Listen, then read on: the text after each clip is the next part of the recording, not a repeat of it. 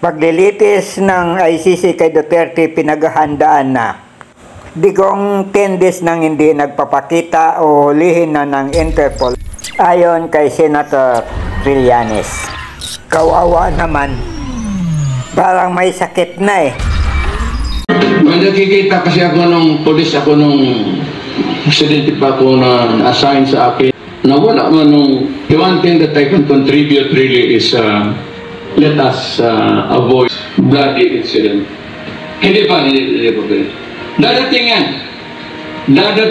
Hindi talaga. Pag dalang itaw si... Nangyari, ito lang.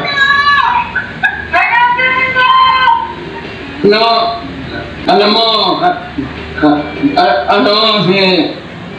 si Marcos pasyal na yan.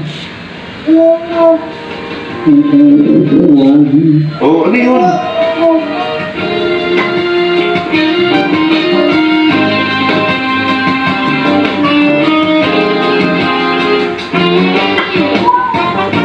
Wala nang Marcos, ano? Lasing yata eh. Utal na magsalita.